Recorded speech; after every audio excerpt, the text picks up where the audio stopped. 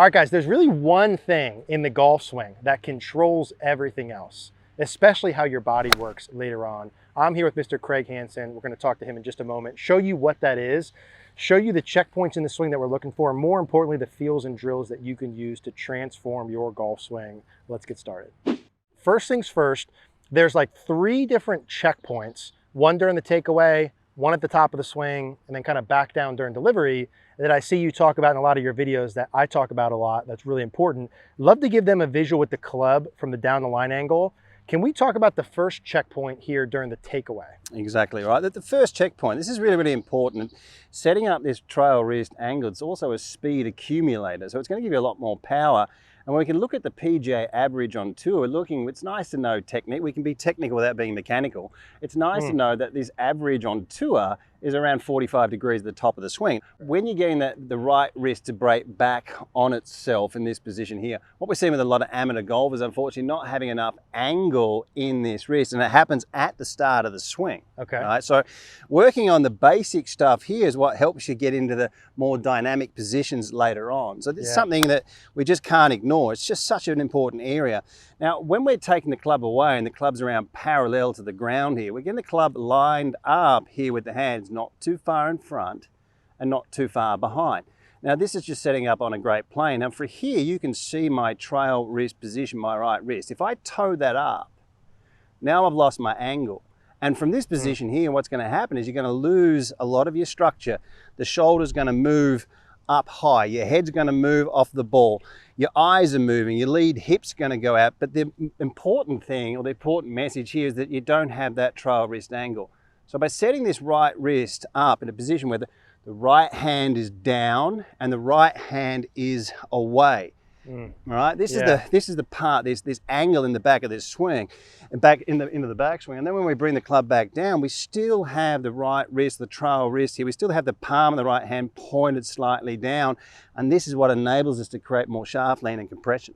So the big thing the pros do that the amateurs don't is the pros are able to get that wrist bent back in extension, let's say at 45 degrees or so, which enables them to have the club face more square to closed, whereas the amateur has it more flat or not bent back enough and it's more open. Is that right? Yeah, exactly. When you're making your backswing and you're setting your right hand up, you can get into the backswing and you keep the right hand down. From this side, you're looking at 11 o'clock, your side 1 o'clock.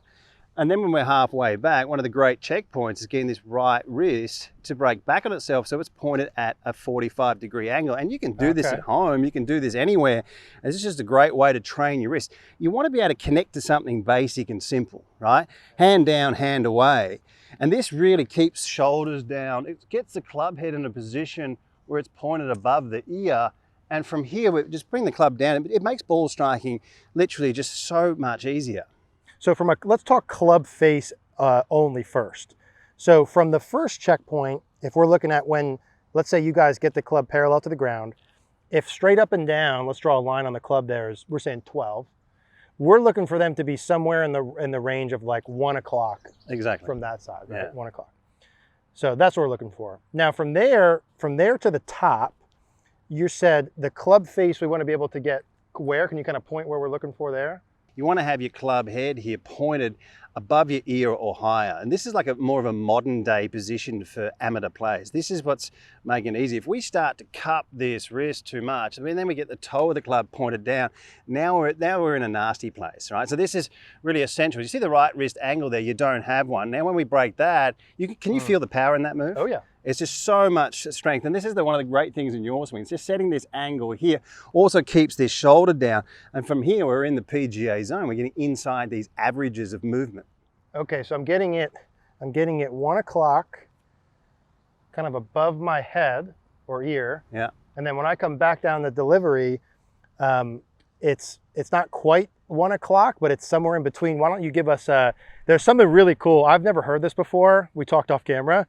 The sort of losing time on the way down? Yeah, when we look at the averages of movement of great players, I mean, literally this is what they do, right? Yeah. You need to look at the pattern of what great players are. We're going to keep it simple, but you need to look at this.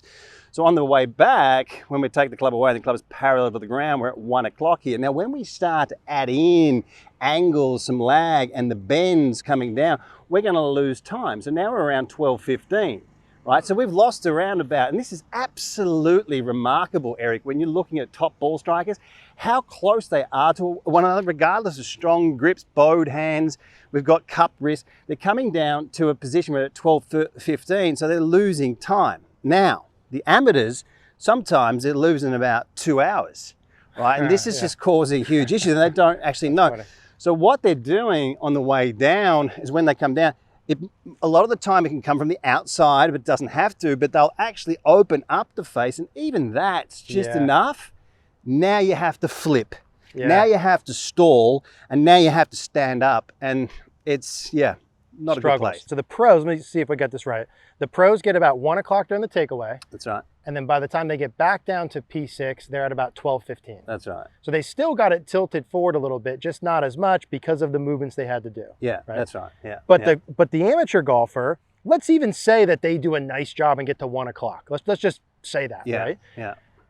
You're saying they lose like 2 hours. That's funny. So they would come down literally at like 11.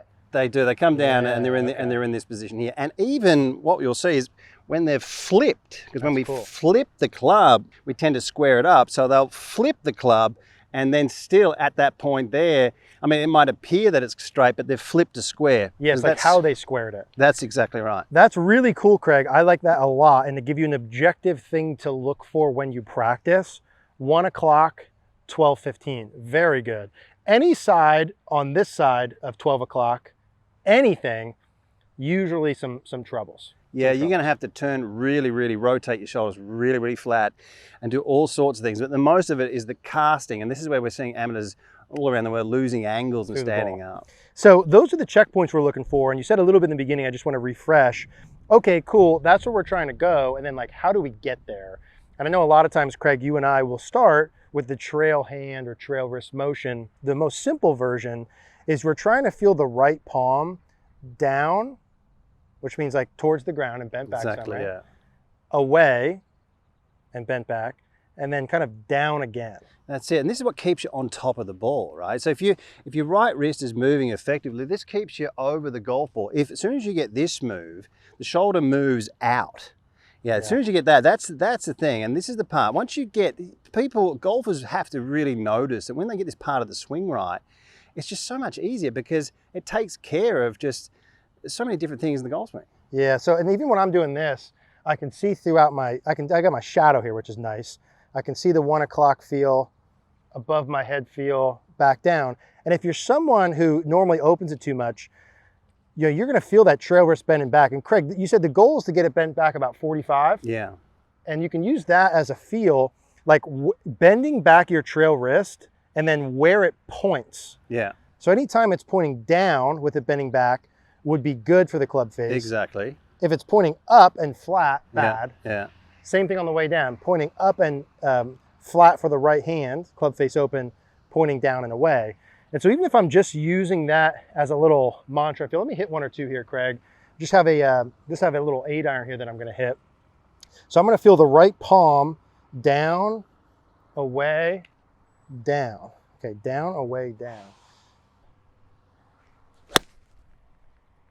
Nice strike. Yeah, that was a little tighter. I haven't hit a ball in a little bit now, but that's still solid. That's solid. That ball's drawing probably, 5 yards to the left and solid contact. And so I would say, Craig, for the players we see where their contact is poor, weak, and for the right-handed golfer to the right, those would be the players you're like, oh, hey, this is definitely for you. Definitely. Yeah. And this is going to just help golfers create so much more compression as well and shaft lean at impact. Down, away, and down. And you like kind of the player doing that where they're kind of posing the takeaway, feel it, pose the top, feel it, pose kind of P6. I think that's a great drill. I also think just like for people, you can do this with or without a golf club or just standing in a position, like static positional training. Okay. We learn 40% visually. So just by holding a position, looking back also at your hands, feeling these movements, this is just a great way to get it into your swing. Yeah, okay. Down, away, down. That was good there. So same thing, solid. That's probably about a, 5-yard draw. Yeah. Very, very solid and compressed. Okay, Craig, I think that's pretty good with the right wrist. Do you have another little feel or drill? I do have one thing. I think it's a good thing to do. Let's have a look at this. We've got the table tennis bat and we got... The bat, you call that?